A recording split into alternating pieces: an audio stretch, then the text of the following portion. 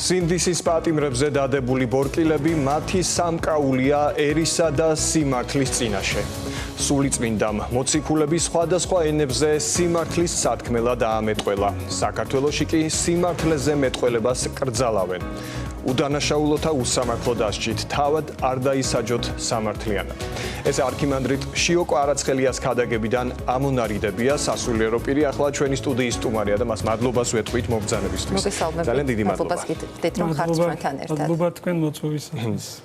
ძალიან დიდი მადლობა ასეთ რთულ ჩვენთვის ძალიან მნიშვნელოვან გადამწყვეტ მომენტში ამბიონიდან ქადაგებისას ყოველთვის გვიცხადებთ მხარდაჭერას, უცხადებთ მხარდაჭერას თავისუფალ სიტყვას, რომელსაც კონკრეტული მაგალითები, ნაწილი მაგალითების ახლა მაყურებელს მოუყევით.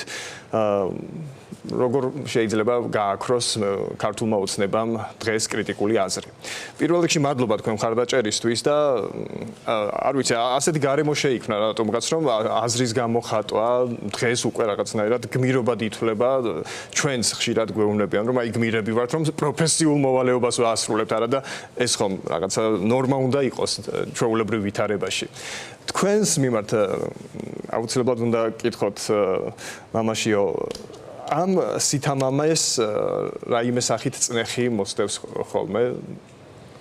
წნეხი არა. ჯერჯერობით არა. ვერ გიბედავ.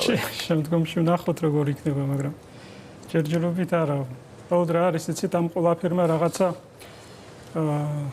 რო აკვირდები, ამ რაღაც შეთქმულების სახე მიიღო ქართული ხალხის მიმართ. ამ სიმართლის გაჩუმება და ამისი მიზეზი, როცა ადამიანი ცდილობს, რომ სიმართლე გააჩუმოს, ამისი მიზეზი ალბათ არის შიში. შიში ძალაუფლების დაკარგვის. და ეს ამისი მაგალითად შეიძლება სახარებიდანაც მოვიყვანოთ, აი ჰეროდე მეფემ ისრაელის მომავალი თაობა დახუცა. იმის გამო, რომ ფიქრობდა თავის მეფობას დაკარგავდა და ქრისტე წაართმევდა ამ მეფობას. უძირესი შედარებაა. ხო.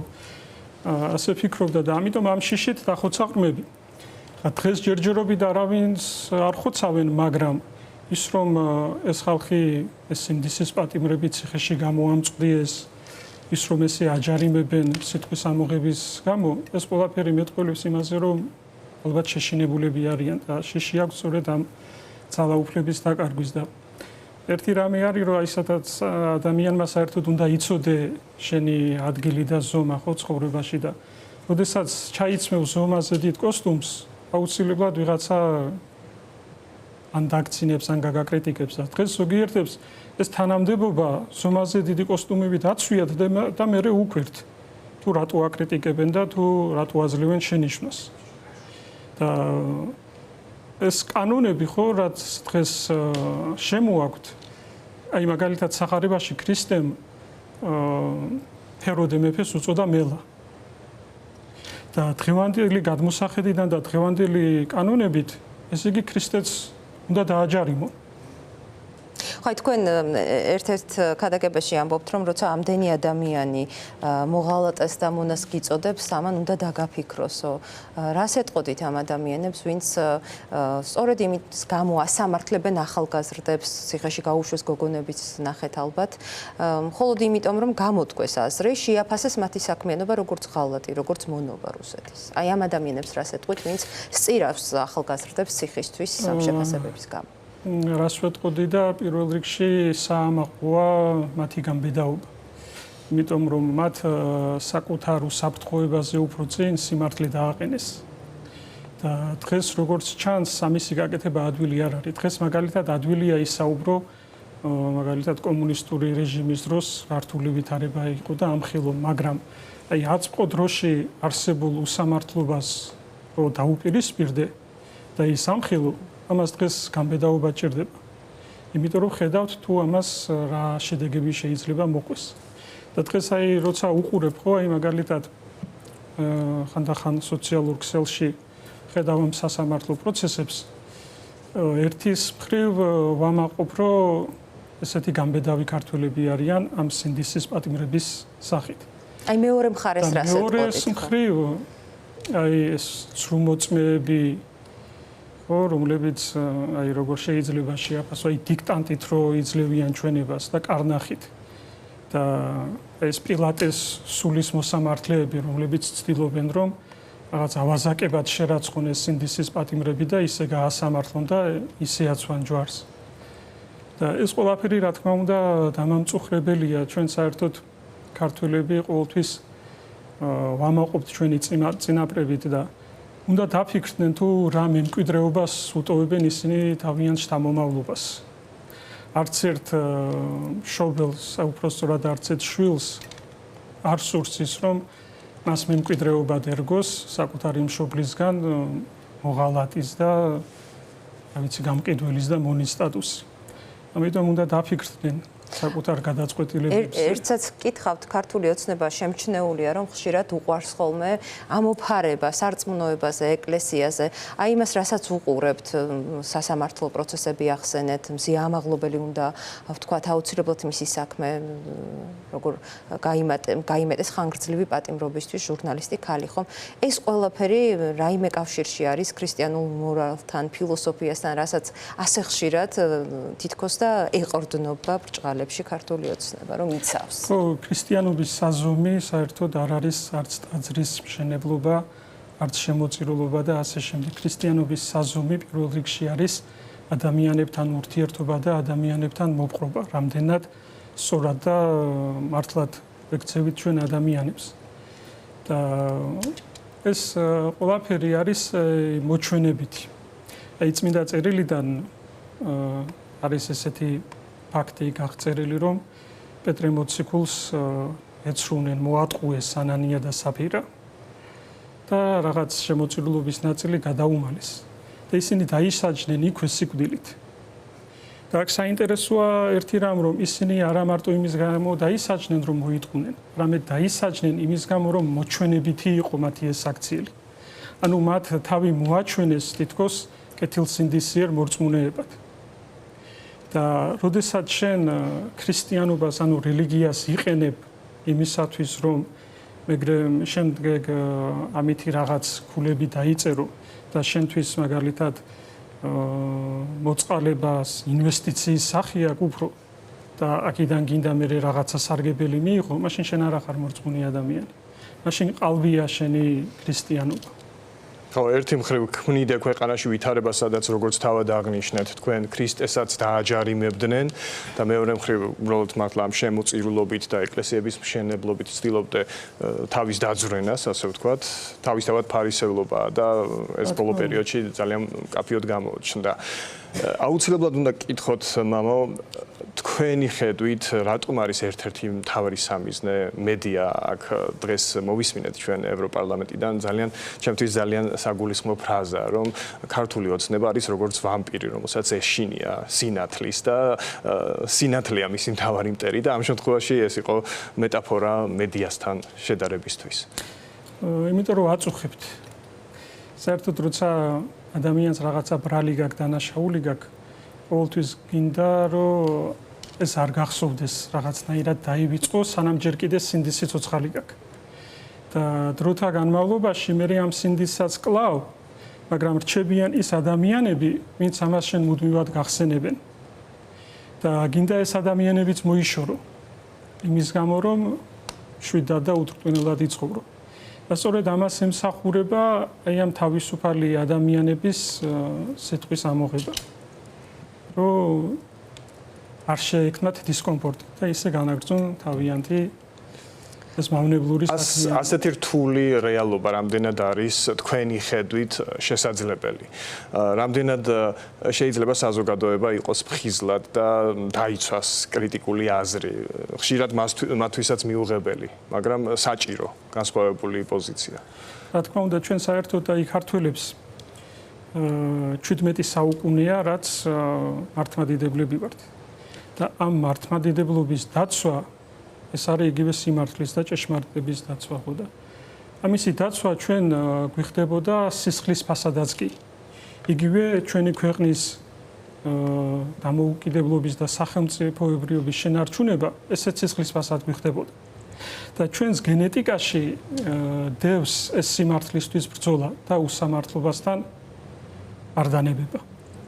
და ქართველი ერი შეიძლება ითქვას გაწაფულია ამ ბრძოლაში, და ეს გენეტიკა აუცილებლად მიგვიყვანს იქამდე, რომ ჩვენ ამ ბრძოლაში გავიმარჯვოთ. ხო, ახლა ნუ ყოველ შემთხვევაში სანამ ძალაუფლებას ქართული ოცნება ფლობს, ხედავთ საპირისპირო ალტერნატიული რეალობის შექმნის მცდელობას, რომ წამებლებს წმინდა გიორგის მედლებით აჯილდოებენ, რაც გულდასაწყვეტია ყველასთვის ალბათ. ეს წმინდა გიორგის შეურაცხყოფაა. როცა წმინდა გიორგი, ამადოროთემ კარგად ბრძანა, როცა წმინდა გიორგი არის გამბედაობის, მოწამეობის და ქრისტიანობის სიმბოლო და შენ ამ ჯილდოთი აჯილდოვებ ისეთ ადამიანს, რომელიც საპირისპიროს ჩადის, ასისხლიანებს ადამიანებს და უამრავ დანაშაულში მიუძღვის ბრალი, ეს შეურაცხყოფაა თვითონ ეკლესიისაც და წმინდანისაც. ხო, რაღაცა აჯილდოებ გველეშაპს, რომელსაც ამართებს წმინდა გიორგი და რაღაც ყველაფერი უკუღმა. თქვენ ძალიან ახლო, ხშირი ურთიერთობა გაქვთ მრევლთან, ადამიანებთან, იცით მათი აზრი, განწყობები, თქვენს ქადაგებებს ისმენენ, როგორ ფიქრობთ, რამდენად მოქმედებს ის პროპაგანდა, რომელსაც აწარმოებს ეგრეთ წოდებული ხელისუფლება, რომლის ძირითადი ხაზი სწორედ ის არის, რომ მხოლოდ ისინი არიან რელიგიურები, მხოლოდ ისინი არიან ეროვნულები და სხვა ყველა დანარჩენი, იქნება ეს მედია, იქნება ეს არასამთავრობო ორგანიზაცია, თუ დასავლეთი არის რაღაცა ბოროტების მსახური.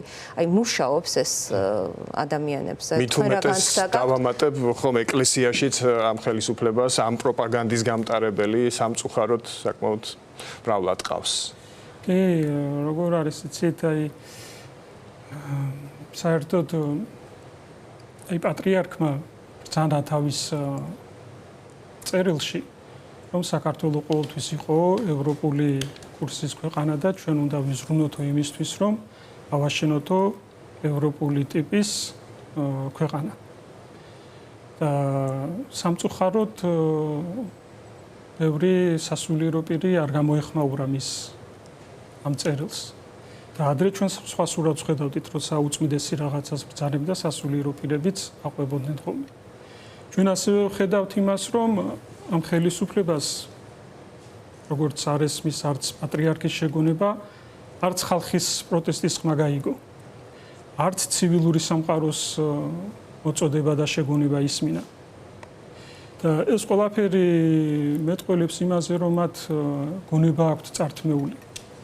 ჯანსაღად ვერ აფასებენ სიტუაციას და ამიტომაც ამან გამოიწვია ესეთი ჯაჭვური ერთმანეთზე უარესი ქმედებები ხელისუფლების მხრიდან. და ასეთ მდგომარეობაში იყო ფარაონიც. სხვათა შორის ფარაონს არ ჰქონდა იმისი განჯისუნარი, რომ სწორად გადაეწყვიტა და გაინთავისუფლებინა ებრაელი ერი და არც მოსეს შეგონებას უსმენდა. და საბოლოოდ კი დავინახეთ, რაც დაემართა. ამიტომ ძალიან საშიშია თვითრჯული ადამიანი, რომელსაც საკუთარი რჯული აქვს და საკუთარი შეხედულებები და სხვისას არავის ხმას არ ითვალისწინებს. და რაც შეეხება ახალგაზრდების განწყობას და საერთოდ მოსახლეობას განწყობას, კი ბევრზე ძალიან უარყოფითად მოქმედებს ეს პროპაგანდა, მაგრამ ვფიქრობ, რომ უმრავლესობა მაინც არის იმ კატეგორიის ხალხი, რომელიც ჯანსაღად აფასებს სიტუაციას და სწორ და მართალ გზაზე დგას.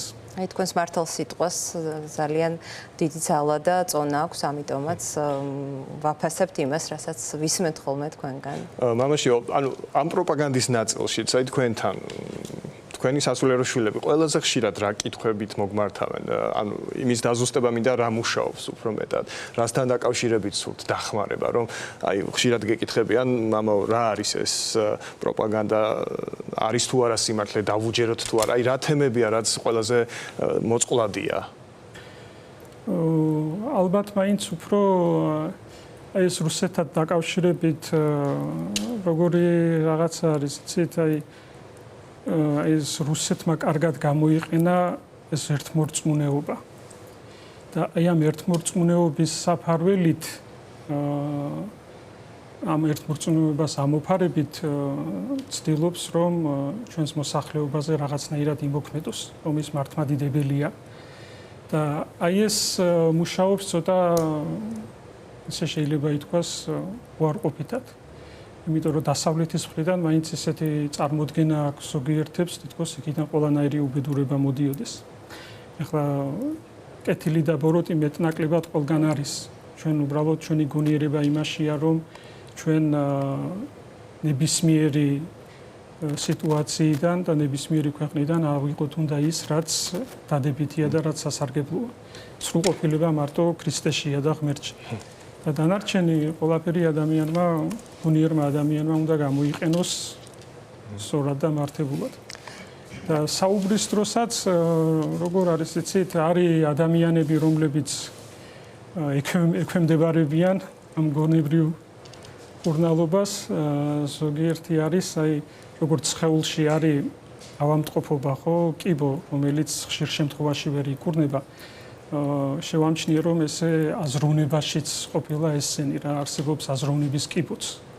თუმცა ადამიანი ვერ გამოდის ამ მდგომარეობიდან. იმდენად დაბნელებული აქვს გონება. ამიტომ ცოტა უცნაური მე ხშირად შემხვედრია მე და ელისოც საოკუპაციო ხაზთან ვიყავით და ბომბების, ომების მიღმაც ხო რეალობა ასეთია რომ რუსებმა ჩვენ საოკუპაციო რეგიონებში, ოკუპირებულ რეგიონებში ჩვენი ფრესკები გადაღებეს ეკლესიებში, გადაათეთრეს და მაინც ერთმორწმუნეაო ამტკიცებთ. ხო, აი ზუსტად ალბათ თქვენს თქვენი ამ ანალიზის პასუხია ეს. აკვირდებიან ახლაც კი როგორ ხოცავს რუსეთი უკრაინაში უდანაშაულო მოქალაქეებს, ქალებს, ბავშვებს. საერთოდ დიქტატორებს რო აკვირდები, ყოველას ერთნაირი ხელწერა აქვს. თუნდაც აი ირანი დღეს რასაც აკეთებს, როგორ ხა გუშინ იყო თუ არ ვცდები, დაბომბა საავადმყოფო. იგივეს აკეთებს რუსეთიც, ხო, ბომბავს მშვიდობიან მოსახლეობას. ეს სისასტიკე საერთოდ არის დიქტატურის ერთ-ერთი დამახასიათებელი ნიშანი. მართლა დაგვიფაროს, რომ ჩვენც იქამდე მივიდეთ, მაგრამ ის გზა რა გზითაც ესენი მიდიან, ტაძრამდე ნამდვილად არ მიგვიყვანს. ეხლა თითქოს გზითაც ესენი მიდიან, ეს დღევანდელი ჩვენი ოცნების წარმომადგენლები, ეს გზა ღმერთამდე არ მიგვიყვანს და არც თავისუფლებამდე. ამიტომ დღეს ის ადამიანები, ვინც იბრძვის ჩვენი ქვეყნის თავისუფლებისთვის, ისინი ავტომატურად იბრძვიან ჩვენი ეკლესიის თავისუფლებისთვისაც. ამიტომ მე ვამაყობ, რომ ესეთი გამბედავები არიან და მიხარია ესეთი ქართველების არსებობა. თუ არა ტაძრისკენ, მაშინ საით მიდის ის გზა, რომელთაც ოცნებას მიყავს სახელმწიფო? ორი გზა არის საერთოდ. ერთი გზა, რომელსაც ადამიანი ღმერთამდე მიიყვანს და მეორე გზა, რომელსაც ადამიანი ჯოჯოხეთამდე მიყავს. სხვა გზა არ არსებობს. ან მონობისკენ მიდის ადამიანი, ან თავისუფლებისკენ. ადამიანი თავისი ცხოვრებით ან წმინდანი ხდება, ან კიდევ ცხოველს ემსგავსება. ამიტომ ეს თითოეულის არჩევანზეა დამოკიდებული ცხოვრებაში, ვინ რას ირჩევს და რა უნდა რომ გახდეს. აი რადგან თქვენ სახსენეთ ირანი, თითქოს რაღაც ერთიანი ცენტრალური ბრძოლა მიმდინარეობს სამყაროში ტერორიზმის წინააღმდეგ. ყოველ შემთხვევაში ამ ბრძოლის კერებს ვხედავთ ჩვენ. შეიძლება ცოტა პათეტიკურად ჟღერდეს, მაგრამ ახლოს არის ამ ბრძოლის ფინალი და როგორი იქნება თქვენი აზრით?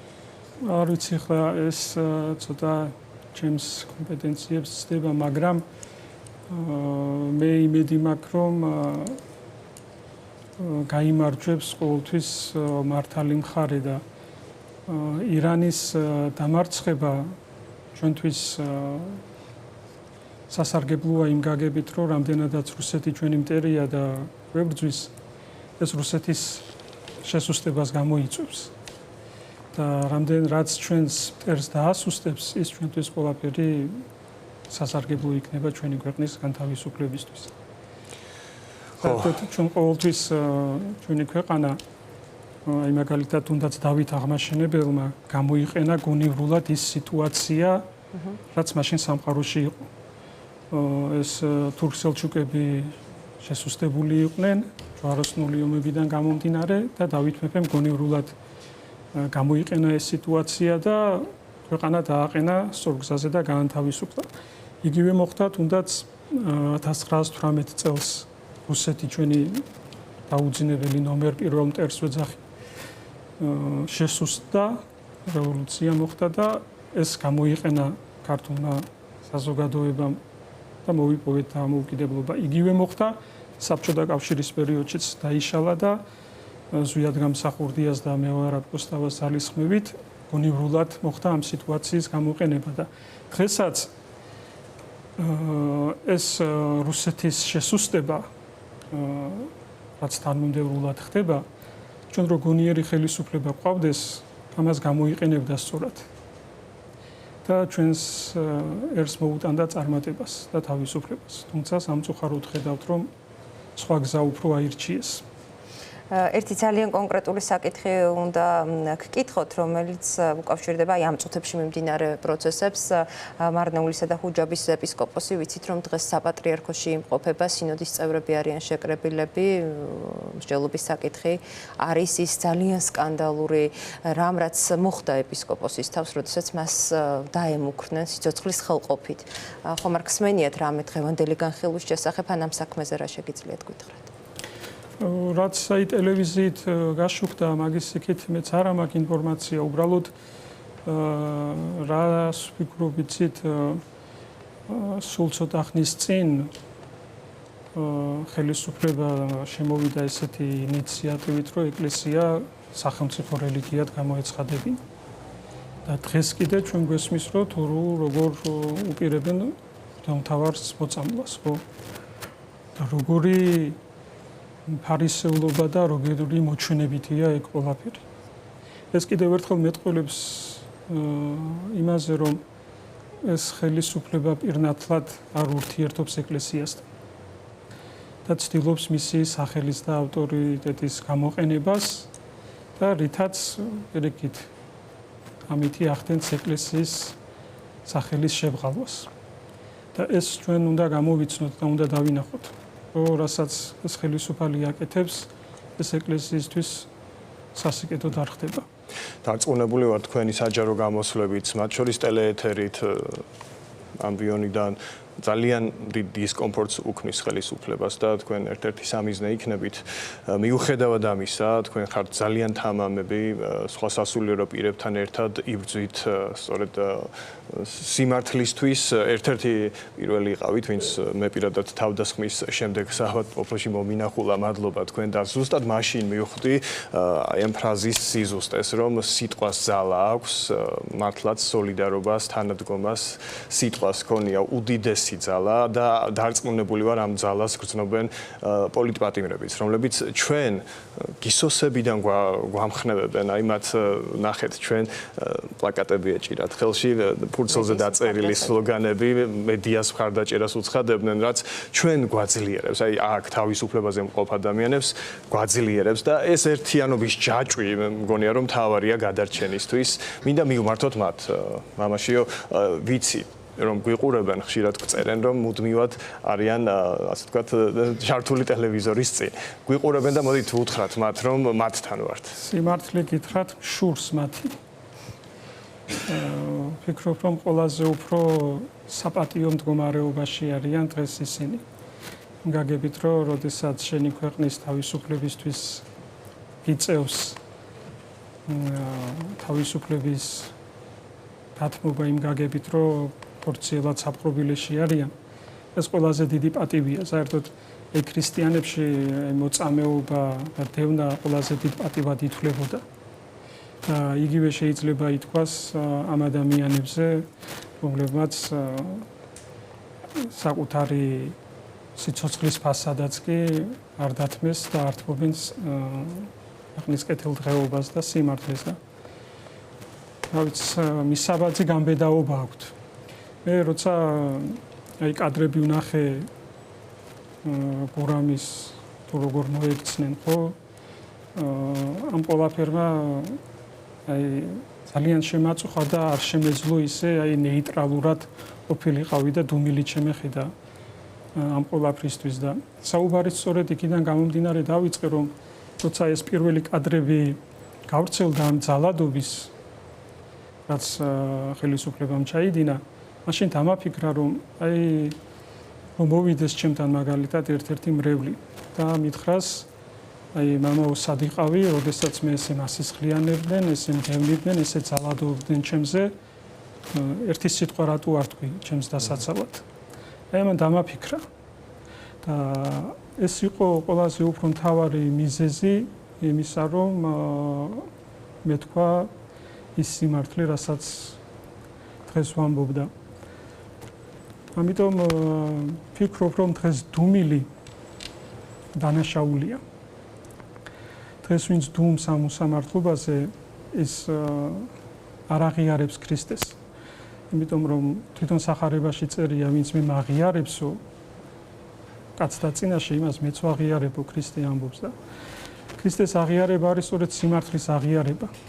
და ვინც დღეს დუმს იმ ძალადობაზე, იმ უსამართლობაზე, რაც დღეს ჩვენს ქვეყანაში ხდება, ის ქრისტეს არ აღიარებს.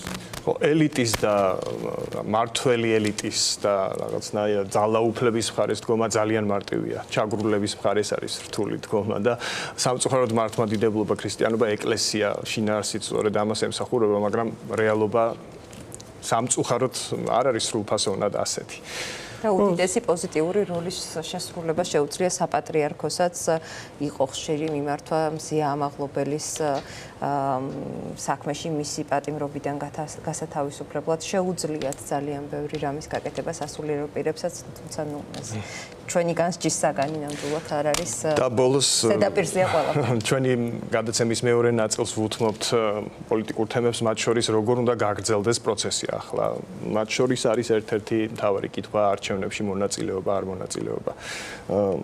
არ მინდა ძალიან პოლიტიკურ სიღრმეებში შევიდეთ, მაგრამ პირადად თქვენ როგორც მოქალაქე, როგორ მიგაჩნიათ გამოსავალი ამ სიტუაციიდან და პირადად თქვენ როგორც ამომრჩეველი აპირებთ თუ არა მხოლოდ თვით მმართველობის არჩევნებში ხმის მიცემას თუ ასეთი პერსპექტივა გაჩნდა.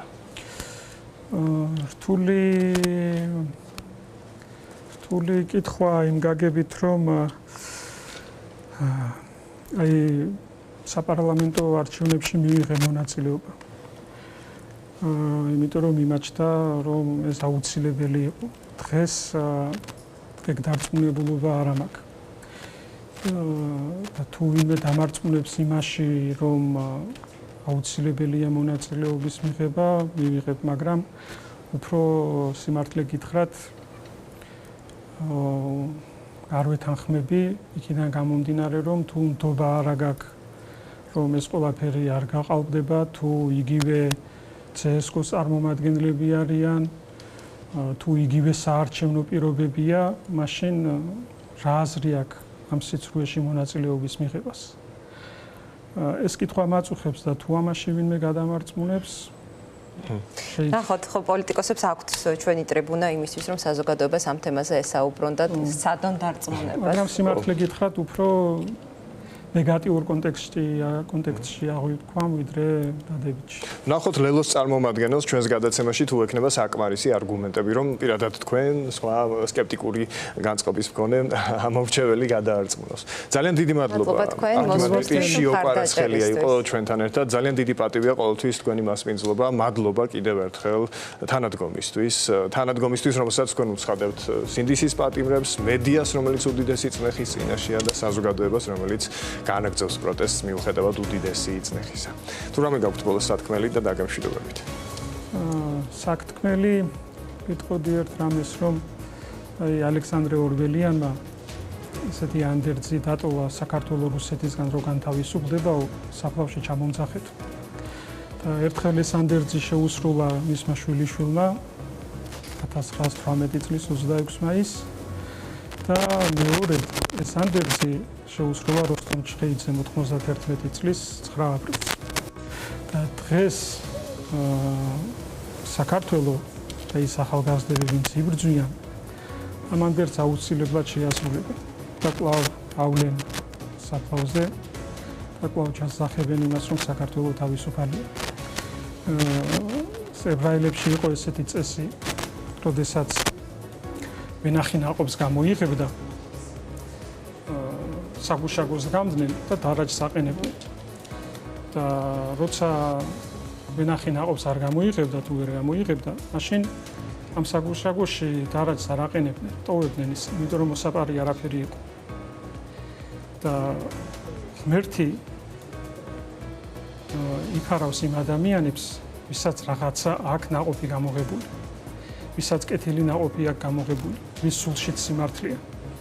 ასეთ ადამიანებს მფარველობს ღმერთი. და დღეს ღმერთი მფარველობს იმ პატიმრებს და იმ ადამიანებს, რომლებიც სიმართლისთვის იბრძვიან, იმიტომ რომ მათში არ დაიკარგოს ის მართალი სიტყვა, რომლის მატარებლებიც ისინი არიან. ასე რომ ჩვენ ღმერთი მფარველობს და დარწმუნებული ვარ, რომ აუცილებლად შეგვეწევა ამ ბრძოლაში და გავიმარჯვებთ.